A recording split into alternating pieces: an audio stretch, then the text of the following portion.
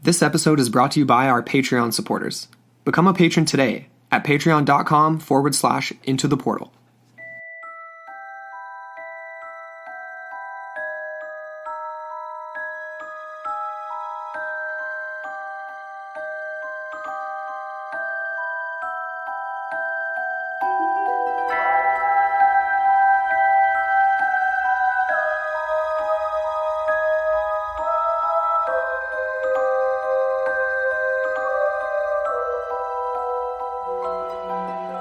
Hello, and welcome back into the portal. I'm Amber Gray. And I'm Andrew McKay. We're back with Film Friday. Yeah, stoked to be back for this one. This movie was great. This week, death is only the beginning. It's fantastic. Just fantastic. Yes, we love it. So we are actually covering the spellbinding 80s horror comedy, The Re-Animator. Is it classified as a horror comedy? Yep. Okay. I got that from Google. That totally makes sense. I mean, when you watch it, you're just thinking like, yeah, that's the 80s, man. Like, that's the 80s. But I guess it is. It definitely was. I mean, we laughed. We had serious, bursting out, like, just can't even hold it in. It was so entertaining. Totally. I'm excited to talk about it. Before we do, though, I just wanted to mention our Patreon episodes that we just released. So I hope the patrons are enjoying those. We had two, and I quite frankly think they're the coolest that we've released so far. They really were. We had so much fun putting them together. Really did. Mm-hmm. And so the minisode was on the mystery of Wrangel Island, this mysterious Nordic island where there was the last refuge of woolly mammoths, megafauna. Absolutely bizarre, and a whole bunch of other weird stuff. It'll wrangle your attention. Indeed. Sorry. That's bad. That's so bad. We need Uncle Jerry in the background here. He has this little whistle laugh like... Oh, your Uncle Jerry? Yeah. That's a Jerry joke right there, big time. And then the full-length Patreon episode, I'm so glad we found that story, The Mystery of the Menehune. Yeah. Where did we even find that anyway? I think I stumbled across it on maybe like an Ancient Origins blog or something like that. I don't even know, just somewhere online. Okay. Found some other sources, but man, is that a cool legend and maybe based in truth, some little peoples of ancient Hawaii. So head on over to Patreon and check those out. Check out what we have to offer, and go do it. Definitely. All right, let's get into this 1980s movie. All right, so this one was actually released in 1985.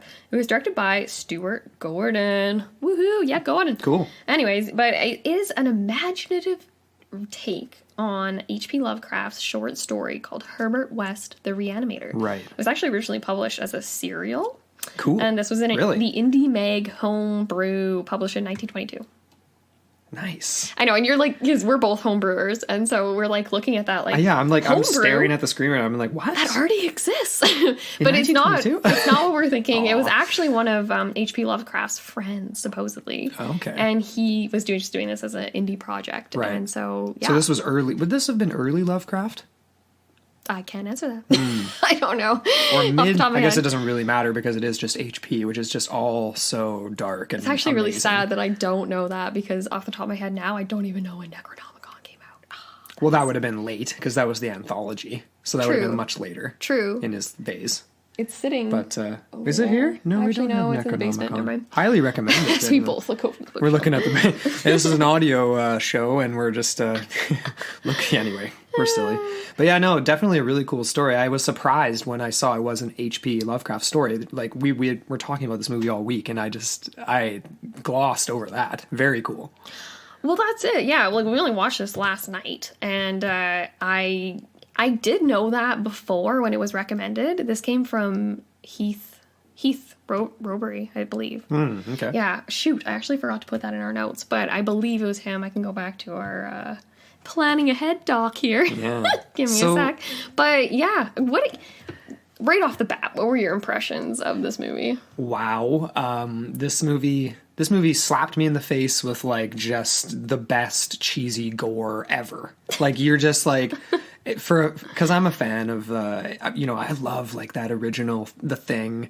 Just 1970s and 1980s horror sci-fis are just the best. They're my favorite type of movie. It's just so bad it's good. It's so bad it's good. It's meant to be that way, and it's just a time I wish we could go back to sometimes. I guess you can with film, but it was Yeah, it was, and it gets into it right away. Everybody that listens to these knows that I like that. Like, give me some action early on and I'll be into it. Exactly. And it does that for sure. And then you get that awesome sequencing. So you get the initial scene that's at the Swiss Institute.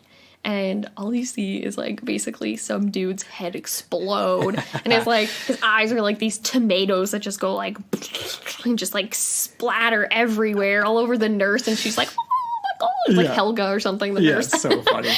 It was so good. But then the final moments before we get into the, like, title sequence is just Herbert West's face. And he's like, the dosage was too much.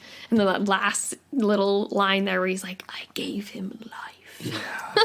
So that kind of brings into a little bit of a question for me, actually, because I'm assuming that that was his sort of like associate professor / like this was some sort of like student, like, you know, like teacher prodigy type relationship. And it's like, wait a second, how did he die? Right. So that was supposed to be like this guy, I believe it was Hans Gruber. Dr. Right? Gruber. Dr. Gruber. Mm-hmm. Maybe I'm mistaking the Hans. But anyway, Dr. Gruber. And yeah, obviously this Mr. Herbert West, which is just the coolest name for this character. It fits so well. It's great. You don't really think it's creepy when you read it or look at it, but it just fit. The actor they chose, it's just perfect, right? It's very Lovecraftian. The actual actor's name is Jeffrey Coombs. And at what does that remind you of? Combs, I don't actually know. It reminds me. Does that remind you of anything?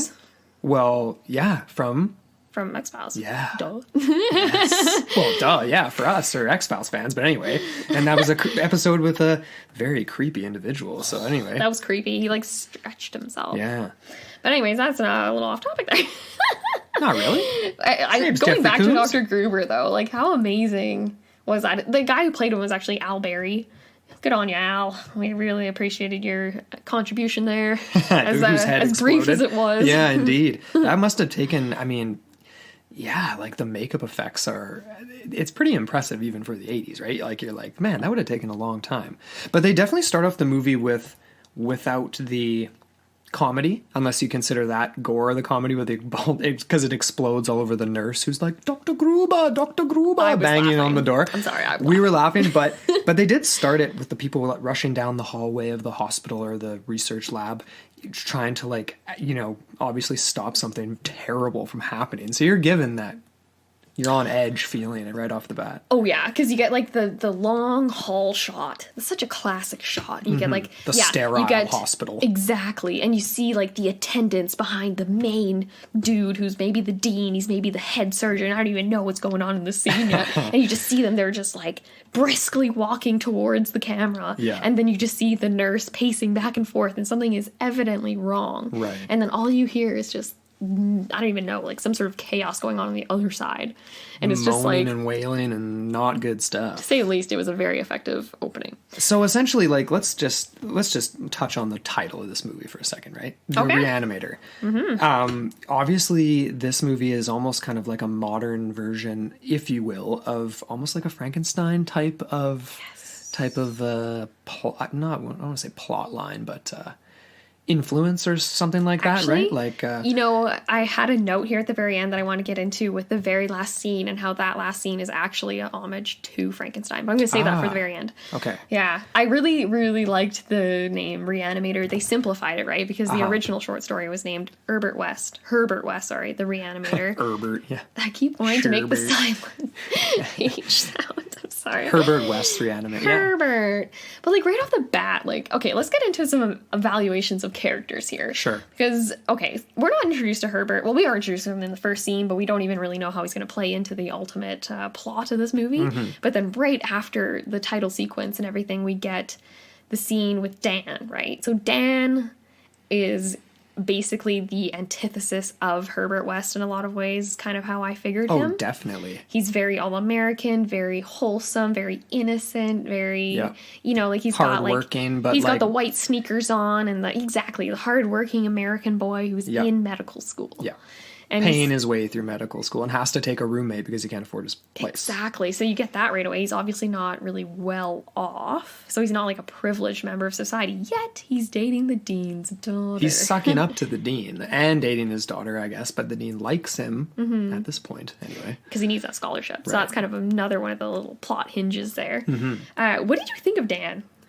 Well, it's funny. I didn't really realize until halfway through the movie. I was like, hey, I know that guy. I was like, I recognize that actor from way later on in films and TV. I think he's been in. Mm-hmm. But I thought he was a likable enough character. Like you didn't want Dan to get his head bashed in or anything like that. You definitely were on his side because he plays like the typical character that kind of stumbles into the situation. Yeah. So it's always this thing where essentially, he's kind of dealing with the high strangeness that is his new roommate. Right. That he just takes because he needs to. Right? I suppose that in and of itself is just like comedy gold, really. Like how many sitcoms have been based off of that premise right there? The roommate. Exactly. And it's very happens. Oh, and then on the flip side of that, another classic sort of thing is the whole interplay between Dan and the girlfriend / love interest and how the father factors into that. It's sort of this awkward, not a love triangle, but just an awkward sort of configuration that definitely plays into how the plot sort of unravels, so to speak. If you're talking a love triangle, it actually is kind of a love square. It's kind of a love square. Got a Fleetwood Mac situation. All right. If anybody gets that reference, it's almost just painfully classic, though, and it's one of those things that about a movie from the 80s that you just have to accept and roll with, and you're just like, I'm just going to appreciate it for what it is, because that's what you're going to get. Yep. But I really, really loved, let me just say, I really loved how H.P. Lovecraft just inserted that really extended makeout scene in the beginning. Right, yeah. And when I turned to you, I was like, oh, he definitely wrote that in. They're just in bed. But to their credit, though, for because they had to put that in because it's an 80s movie, they actually did the transition really well. Where there was like the scene where he was... he was like trying to make out with her. Like, it was like a joke where she was saying no, no, no, and then and then that quick and yes, yes, yes, or whatever. So that was kind of funny. That was really funny. But they did a good job. But then that scene kind of dragged out a little with a little too much dialogue. Like, oh God, are you gonna go, sweetie? I don't know if I'm gonna. It's like, okay, that was maybe 4 minutes too long, but for Andrew. Okay. Yeah, well, but honey, it was inconsequential to everything. You have to watch her put her clothes back on. Well, there's a lot of tits in this movie. There was a fair amount of tits. There wasn't a lot. Well, actually, comparatively to other films, obviously. I guess the movies that we've been watching for Film Fridays, this is the first, so it seems like a lot. Or is it the first? No, it's not the first. We had a tit in The Witch.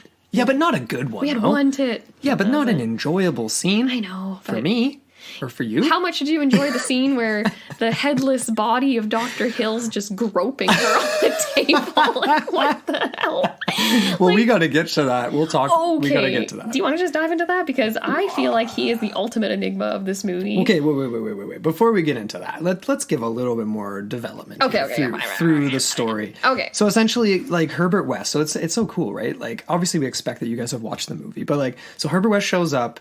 And the first casualty is the cat, Dan's cat, right? Mm-hmm. And of course, Meg freaks. She's got like a sixth sense, like she kind of knows. Except I think she's got it wrong about West. He's not the sociopath he's made out to be at the beginning of the movie. No, right? Actually, yeah, I feel like he comes out one of the most level-headed in the end. And he's just very determined and very. He's got his convictions and he wants to accomplish his goal. But he does like Dan. Like he ends up killing Mr. Hill. Well, because he's stealing his work, but then he's like, he was going to kill you. Mm-hmm. I remember that. It's like, well, all right. Maybe that's a little psychopathic tendency. I don't know. But anyway, he seemed like an okay guy. But okay, so they're living together. He hacks off his head with a shovel. Yeah, Dr. Hill. Yeah, but he had it coming big time. He actually really did. So he goes to the school. Basically, he's kicked out, like, what, day 3? Like, he basically moves in with Dan. Immediately, he's doing these weird experiments, and Meg, of course, stumbles right into the basement and sees it. Yeah. And then, of course, literally, like, it seems like with almost, like, 24 hours, like, Dan's out of school. And then all this is happening to them so fast. Mm-hmm. But... Was he actually kicked out, or, like... He was, like, suspended or lost his scholarship or something. He never had the scholarship. They were going to help him get the scholarship, was kind of the premise. They said he's like, your student loan's been revoked, is what he said. So he didn't have any money. So he was done. Oh. And it's all because it all comes down to Dr. Hill. He is the linchpin of all of this. Right. And for kind of a confusing reason, you kind of wonder. The reason I called him the ultimate enigma of this movie is because he really comes across... You can't go into this movie with any expectations because they all get reversed by the end of it. You get Herbert West coming out as like the honestly like almost like a hero in a way, and then you get Herbert sorry, not Herbert West, sorry, you get Dr. Hill reverting from someone that seems like a very, just a very level-headed, traditional professor with these sort of antiquated ideas about death and, like, brain death in particular being, like, within 6 to 12 minutes. Right. So he seems like a very level-headed person that's kind of just of the status quo, very conventional. For sure. And then by the end of it, he is the most effed up person of this whole movie. Yeah, big time. But there's parts about him that we don't even figure out either. Right? Like what about his hypnotic... he's hypnotizing peeps everywhere. He's got mind control. It's crazy. What's going on? And there's so many times in this movie where you get that shot. It's almost like, what is that, Andrew? It's like a fisheye shot. It's like where you get it. It's almost like looking through a glass where it like magnifies his face almost. And where it's like this very hypnotic, like he's putting you to sleep and he's talking like this. And you're like, how? Like he manages to control Dean Halsey. Yeah. He manages to control Herbert West for a certain amount of time. A few seconds anyway. Exactly. Until he kind of comes to. And you just get this all over. It's like, what is going on with this guy? Is he like the ultimate master manipulator? Well, he had a connection to Dr. Gruber in Switzerland, right? Because when West shows up and the dean introduces him and says, oh, he was working for Dr. Gruber. He's from Europe and now he's here. The look on Dr. Hill's face is just like, whew, because he knew him. And that's when West was claiming throughout the whole movie, like, you stole Gruber's work. You should have stolen more because you're an idiot. You can't even carry out the shit you stole. I actually missed that. I didn't know he was referring to the Gruber, like the professor he killed. Exactly. I thought it was a different guy. Same guy. So he, of course, hates Herbert West. And I love that scene where it's the first class and Dan and there's 6 other students and they're all sitting on the stools and Dr. Hill is, taking apart the back of a skull. Right. And he starts saying things that West doesn't agree with. He knows they're not true. And he snaps a pencil every time he says something. He goes a little too far. The breaking point, if you will. Oh, that's great. Yeah, it's a really awesome visual representation. And so right there, it's like, this is going to be a war between these two dudes pretty quick here in this movie. And of course it is, and it's fantastic. It's great. Yeah. It really is. So, I mean, it escalates very, very quickly, obviously, because Dan gets roped into this, and then they end up down in the freezer with all the corpses, trying to get a corpse because they reanimate the cat, and Dan has to believe it because he's like, holy crap, this cat was dead, and like very dead, because he's hit it with a baseball bat, and then and whipped it against the wall. And, like, that was honestly one of my fucking favorite scenes. We're putting the explicit on this episode. Oh, yeah. Do not listen to this with your kids. Yeah, no. Please don't. And don't watch this movie with your kids either. Exactly. Do not. You're a responsible parent if you do that. But anyways, seriously, though, that was... I was dying in that scene. Because at first, you get the commotion coming from upstairs. He's in the hall. He hears it coming from the basement. Goes down. Dan goes down. And then all you see is... You see West just like going crazy in the basement with this stuffed cat on his It's like so obviously it's like fake sewn. cat. It's like sewn onto his jacket. Yeah. And then you see when Dan just like hurls it. It's just a stuffed animal hitting the wall. It's so funny. It's pretty. It is so good. It literally looks like it looks like he's throwing like a Beanie Baby against the wall, like so obviously a stuffed animal that weighs like an eighth of what a cat would weigh, and then like a balloon that pops on the wall with like fake blood in it. It might even be like a half-second delay between the impact and the blood. The thing with the cat in this whole movie was so entertaining. Even the very first scene, like the makeout/bed scene, where it's so obvious that an assistant cameraman is throwing the cat onto them. They're like, "Oh, Fluffy, so-and-so." I can't remember the name of the cat, but, "Oh, you just keep wanting to jump on us." It's like, no, the cat does not want to be. The cat's landing like ass first on them. It's like cats don't jump in 180s and land on top of you. Like, that's not a thing. But it's so funny. Yeah, it was pretty good. The production quality just. But that scene in the morgue, to go back to that. Oh, yeah. So the cat's the first, and then Dan's roped in, so West is like fully into these experiments, and we get a glimpse of what he's using when the cat goes down, right? He's got these basically like Hulk glowing neon vial of green. It's like nuclear, man. So a little different than Frankenstein, and using some lightning and electricity and stuff like that. I suppose it's different eras, right? Chemical versus... when it was the 1700s, it was like, wow, amazing electricity, right? But So if Dan's roped in, they need something real if they're going to try to prove this, right? Exactly. So they're down into the morgue, and the security guard, honestly, like, there's probably a Favorite lot. character. There's a lot. Honestly, yeah, totally. There's definitely some embedded stereotypes in there that like aren't cool, and it's an Yeah. '80s movie, Yeah. so you can kind of expect that. But when you look past that, the security guard is so funny, and so they reanimate a corpse. My favorite scene. My favorite scene, though. The first one they reanimate. Right. Okay. And he ends up. Why would you pick? Like, they're going through them, right? And they're like, oh no, this gun, like a shotgun victim can't do that because he's got no head or whatever, right? But they end up picking this one guy, but he's like this huge dude. He's like an NFL linebacker. It's like, why would you wait? I don't know. Like, pick a better body to do, right? Yeah. Like, this guy could take out anyone. So they inject the green stuff, and then the dean shows up. Dean Halsey. The dean shows up and ends up getting basically mauled to death. Yeah, and he's under hypnotic trance, right? Because Dr. Hill told him, he basically implants this sort of seed of like, your daughter is at stake here. Everything that you love is at stake. You need to go get rid of Dan and what's his name? Dan. Exactly. So now he's on a mission.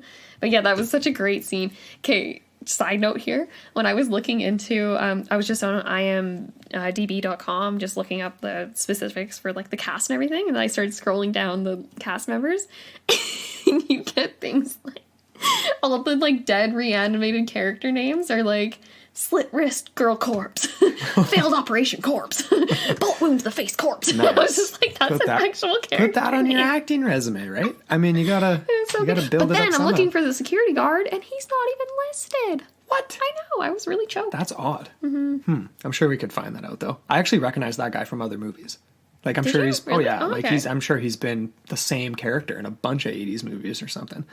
But you know, the best part. He was the best part about that scene. So like, there's all this chaos. The dean ends up getting mauled to death. They reanimate him right away, and Dan doesn't want to, but Herbert West is like, he's the freshest we're gonna get. We got to do it now. Plus, it's the Meg's dad. You gotta. Yeah, exactly. Save him, basically, right? Yeah. They do it. It might have been a little too late because the dean ain't right. And they no one's end up, right after the injection. It's all just craziness. Yeah. Oh, but even before that, Herbert West grabs the tool, the big bone saw, and he jams it through the torso of the first corpse they reanimate to like stop it, which is interesting because Doesn't go for the brain. No, because they inject it into the head, but that ends up killing it. You think you have to like somehow sever the spine? Yeah, or something. well, maybe he could have in that if he went Actually, straight maybe. through the back, right? But he would have just had his legs not work, not his whole brain. Anyway, But then the whole thing with the security guard. he comes in and he's just like, and West is explaining what happened. He's like, oh, that's a corpse. Yeah, that's a corpse there, and that's Dean Halsey. He came in here. He was a madman. It's just like he's got these big glasses on. And it's priceless. It's so priceless. That's like my favorite scene in the whole. But movie. even better is later on when they have like the final showdown with Dr. Hill and all the reanimated corpses, and then you get the same security guy coming down the elevator, walking down the hall, and then he hears this commotion. What gets thrown at the wall? It's like someone's head gets thrown at the wall. Yeah. And then he's just like looks at it like, Yeah, that ain't a watermelon. That's what gives it like, away. There's like all this commotion beforehand, and then a severed head has to go smashing against the wall for you to be like, huh, maybe I should check this out. But he pauses and he doesn't even run after that. no, well, I mean, I don't know if I'd be running either. I'd be like, I would be. oh, I'd be running away. You mean running away? Yeah. Yeah, like To the he goes in, but elevator. even to go in, he's moseying in there. He's like, well, I might have checked this out over here, you know? So, pretty funny.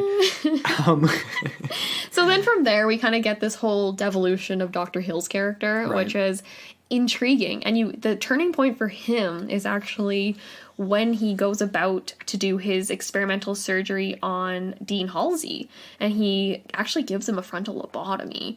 But at the same time, he recognizes the fact that he is dead. Yes, very so dead. And then he has this glint in his eye, and he finally figures it out. So of course he goes to see Herbert West. Yes. And basically tells Herbert West he is going to take credit for his Tries to accomplishment. hypnotize him. Exactly. And he's like, you are going to give me your notebooks, you are going to do this. And then he doesn't leave, which is weird. He ends up sticking around, and they're like in his little basement laboratory. And then that's when you get Herbert West, the tables turn, and he kind of comes to his senses, hacks off his head, and then immediately reanimates it. Like, what is up with that? What do you think he's trying to accomplish? I think it was out of spite. 100%. Oh, yeah? Or he just wants to... Or he just wanted to see what a actual severed head would be. Actually, yeah. Because he asked him, he's like, what are you thinking? What are you feeling? Like, he's still in scientific mode. Right. And he's like, and he's stoked because immediately Dr. Hill's severed head is like, you bastard. And then his body starts walking up behind him. So that's a whole different element here now that we're getting. There's weird telepathic communication between the cells of the memory stored in the cells of the body relating to the function of the dead brain that still seems to be able to convey information that's been stored in that tissue, if you will, because we're kind of going off the same basis of, and again, go watch The Thing. It came out in the 80s of memory stored in DNA. Right? Essentially. Exactly. Because otherwise, how would you be able to control... Taking on the identity and the persona of the thing that you're mimicking, essentially, because you have their tissues. Exactly. Yeah. No, I really, really thought that was interesting how it almost reminded me of like the same or a similar idea to like Phantom Corpse. Yeah. Or sorry, not Phantom Corpse. Phantom Limb. Phantom Limb, yeah. Phantom Limb. Phantom Corpse. Phantom Corpse. He chopped his whole body off. It was just a dick in the end. Just a dick.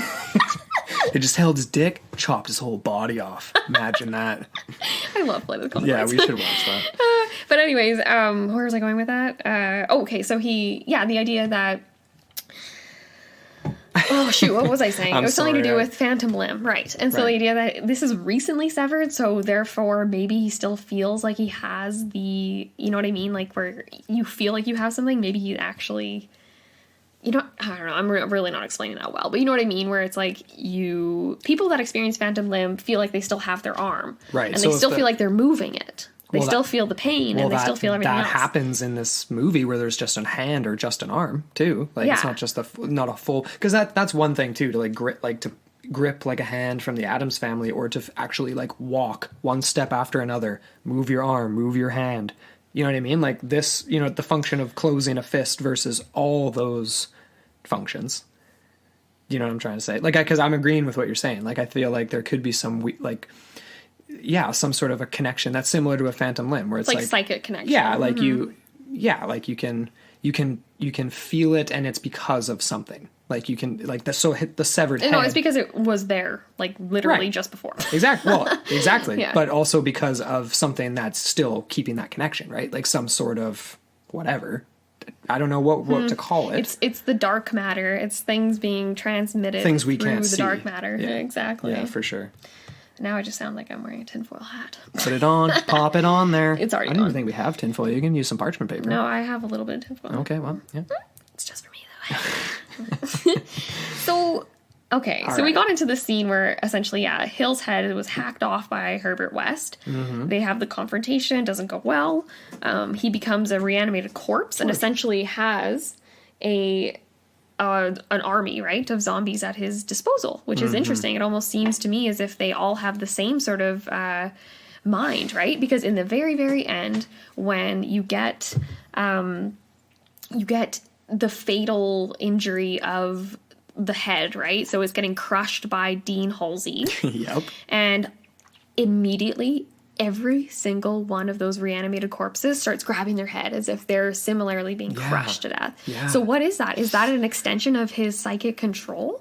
Right? That's what I thought. Exactly, because he has had it in life, right? So he had mind control in life, and now in death or reanimation, he still has it, but to an even greater degree, seemingly. Because of the fact that he's basically able to turn Dean Halsey on his own daughter to a certain degree. Until he kind of figures it out. Until he figures it out. And then he sort of gains some sort of sentience, and he goes on a rampage killing all the other reanimated corpses. And then, obviously, Dr. Hill. Right. So Dr. Hill is the ultimate, he is the villain in this movie. To a T. Like, it was great. I really love the way the tables turned in this one. And he's such a good villain because he's super creepy, right? So, like, he's just like, Oh, fuck, gross. Like, so nasty. Like, especially after that scene with the groping, I was like, oh, you are just a disgusting little 13-year-old boy in a freaking 75-year-old body. Like, I wonder if, disgusting. like, the actor himself, like, couldn't even live it down. Oof. Well, I wonder if it was actually him doing it. Because it was just the hacked off head. No, I know that, but obviously his face is associated with the character in the movie. Like, you know what I mean? Like, it's him doing it. He's leaning over there at the head, being like, yeah. Ew. And she's like, on the table right beside him. That's Yeah. so gross. Yeah. Oh, yeah, no, that was fantastic. She didn't really do a very good job of trying to escape. She easily could have grabbed the head and chucked it across the room. She had a free arm. She had a free arm. I'd be punching it in the face. Yeah. You're just being there like, I'm scared. I would throw it just across like, the freaking room. Lady. And then I would start to undo all of the other things that are keeping me tied to the table. Right.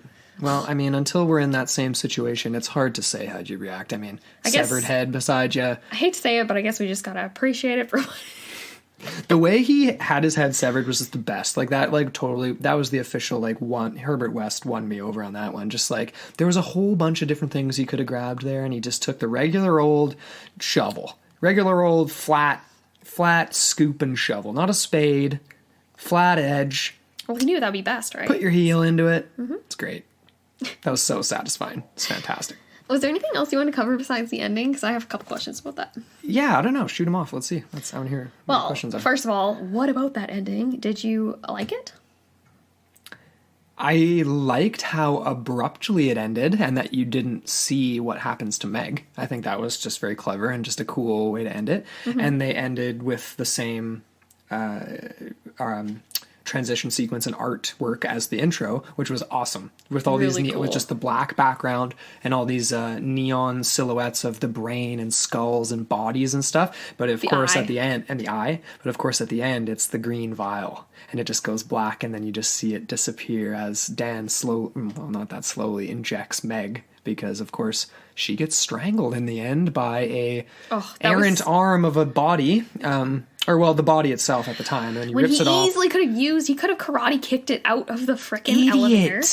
And then he's like, I'm going to go down the hall, around the corner, and maybe check a few rooms and see if I can find an axe. I'm have a quick latte first, and then I'll be back. Is there a Starbucks around here? I'm just going to get a quick matcha, and then I'll come back. Or how you doing? Are you okay, Meg? Yeah. Brutal. So it was kind of brutal in that sense. And then he ends up, it's great that they're in a hospital, obviously. So he brings her up to the next floor. And then, lo and behold, they're not able to revive her. There's like about 15 doctors in the room all standing around. And then they all just file out very, very slowly, very, quietly. And then you see Dan standing there. And he just looks, and it's like, you think he would have learned his lesson from all the other examples that have gone wrong. Well, here's it. Yet, he injects the love of his life with this freaking nuclear serum. And that's where I honestly think that we get an homage to Frankenstein. Because he is literally reanimating the love of his life. That's exactly what Frankenstein did too. That was his whole goal once, I can't remember the name of his love in the original story. Yeah. But as soon as she dies, and Helena Bonham Carter played her in that awesome movie in the 90s. But that's essentially that to me, right? And then we do get Re-Animator Part 2 with the same guy, which we haven't seen, apparently, according to Brian over at Double Density. It's terrible. I'm not surprised. I'm not surprised either. Sequels are often bad, and then with a movie like this, it'd be tough to really do any better or make it worse in a good way. You know what I mean? Like, just go straight gore and cheese. Well, that's just it, though, because a lot of this one, the backbone of this story was H.P. Lovecraft. Right. And once you move on from that, it's kind of like... It's just a stupid Thrasher or whatever. I don't even know. If you take out H.P. It's just recycling it all over again. Right. Here's an interesting thought at the end. I mean, okay, it's an homage to Frankenstein, but Dan was like totally rejecting all of this throughout, and at the end he was like, I can't believe I got myself involved in this, even though there was a few moments where he was like, we can save millions of lives or whatever, like this is a real thing. Why did he have a vial on him? Like he just... He took Herbert West. Remember, Herbert West threw the bag to him. He's like, take my notes, as he's being strangled by the organs of Dr. Hill. Literally, the intestine of Dr. Hill comes to life and strangles because him. He overdoses the body. And then the body itself. But then it's like the organs have like a...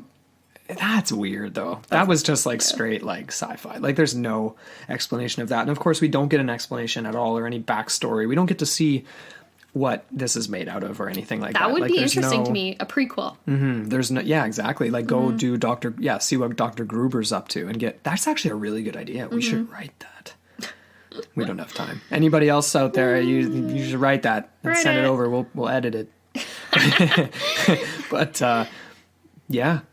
yeah, that's pretty much all I have to say on this movie. I really liked it. Oh, I really loved it. I would highly recommend it. Definitely. don't watch when 13 or under. Or, I don't know what the age is these days. It's not even that bad. Kids are watching Walking Dead. It's True. No, that's way worse than this. If you think about it, really. Actually, that's very true. Other than, if anything, it's less realistic. So right. It's just fun. Yeah, it's really just fun. I'm just so glad it was an 80s movie. Like earlier in the week, I wasn't quite sure what it was. Like it was, who suggested this again? Heath. From Twitter. Right. I was like, oh man, like another like, I was like, I can't do like some really gory thing tonight. Like I don't want to do it or whatever. Or later on in the week, and I was like, awesome. Oh, you know what your mom suggested for the next Film Friday? My mom had a suggestion? Crazy Rich Asians. Oh my God.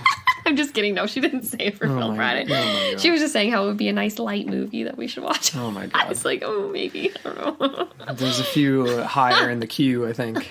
Not to Apparently your dad didn't fall asleep during it, so that's good. I was like, okay, that's kind of roughly an Andrew Gage, I guess. That's not, those aren't my kind of movie. Right? Like, they're just, that's why we do Film Fridays. These are our kind of movies. The closest right? I get to that kind of sort of floofy whatever is like the Mindy Project. Yeah, but that's a TV show. It's different. You're not into it for an hour and 45 minutes. Very true. Like, you can binge it if you want, but you're not stuck there for like, or you pay the $5 to rent it and you're like, yeah, watching it now. How did my life go so wrong? How did we, yeah. That's an hour and 45 minutes. I could have been doing something totally different. Oh, man. Well, okay, like, you didn't say what your favorite scene was. Oh, I had several. I didn't actually say they're my favorite scenes, but 2 scenes with the cat. The first, the makeout scene where it's just being tossed haphazardly and they're like, oh my God, Fluffy, come here. You're so cuddly.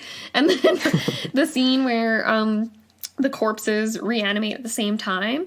And the whole like thing with the Dean, I just thought that was just brilliant, all of it.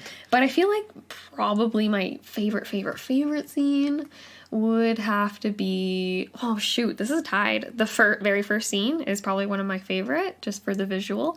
And then also when Hills had his act off.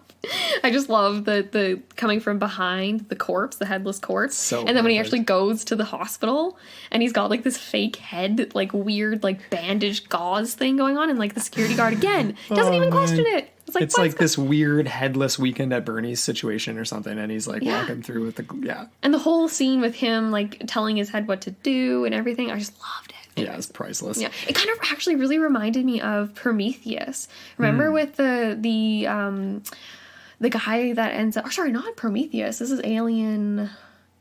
Shoot, which Alien is it? Where there's the cyborg that they don't know is a cyborg? That was one of the early ones, like the first or second one. I think that was Alien 3, the third one. I can't remember. Where he's just sitting there and he's just got all the wires sticking out. Remember, it's the guy... Exactly. With that like white stuff coming out. Exactly. Yeah, I remember that. I loved that movie. Well, we'll cover those pretty soon on But that definitely was reminiscent of it, hey? With like the severed, and then you've got like the blood pouring out of the mouth and the neck and all of it. Definitely. Man, yeah. If you guys haven't watched, I know some of you listen to this just for the heck of it before watching movies. It's awesome. But here's a thought to leave you off with. Because... yeah, we're left at the end and we're like, what's going to happen to Meg? Like, that's your thought, right? Because that's the end. And it's like he's injecting her and homage to Frankenstein, this and that. There's like 15 reanimated corpses still wreaking havoc on the hospital at this point. We are left with like, is this the start of like this city's downfall? Like, we don't get to see it? You know what I mean? Like, maybe that's do these things just freaking go running? Like, once they're out of the hospital, like, I don't even know, like, I guess a gunshot's going to bring them down based on Herbert West's success. I guess. But yeah, that's an issue. I don't think the security guard can handle. It's going to be a sticky situation. So I like it when movies end that way, but it's like, man, what the heck's going to happen? There's a lot left to wrap up. Yeah, but they leave it in chaos. There's no ending where they're walking into the sunset. I like that. Yeah. I like that a lot. It's all a compromise, right? It's basically the whole movie is a progression of Dan's moral degeneration. And then I'm assuming in a Re-Animator Part 2, because he's in it. And if you look at the cover for Re-Animator Part 2, you will see him, and he's got the syringe. So is it the same actor? Yep. Ooh, and it was crap. Apparently. According to Brian. Well, I don't know. I definitely will take Brian's word for it, but I'll still watch it. He had this awesome, he said From Beyond. We need to cover From Beyond. I don't even know what that is, but we should look into it. Well, we'll be tagging him now. Shout out to Brian from Double NC. Right?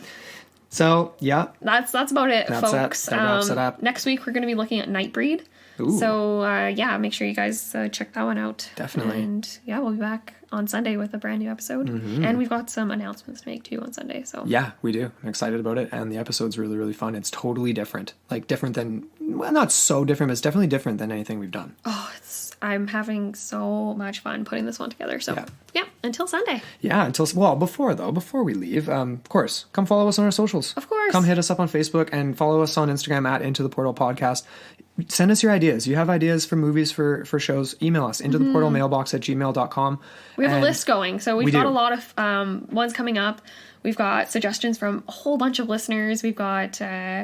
I think Emily suggested one, Matthew suggested one, Awesome. Brian, we've got Daniel. There's a whole bunch of people that have suggested really cool things. Sweet. And we just want to get to them all, and we want to make it never ending. So Absolutely. please get at us. So again, thank you guys for listening. And thank you again to all of our patrons as well, Yes. and to our producer, Charlene Ramler. Thank you, Charlene. We love you. Yes, we do. We do indeed. You're the best. And yeah, make sure to hop over and check out those Patreon episodes, or at least what we got going on. They're really sweet. Until Sunday, folks.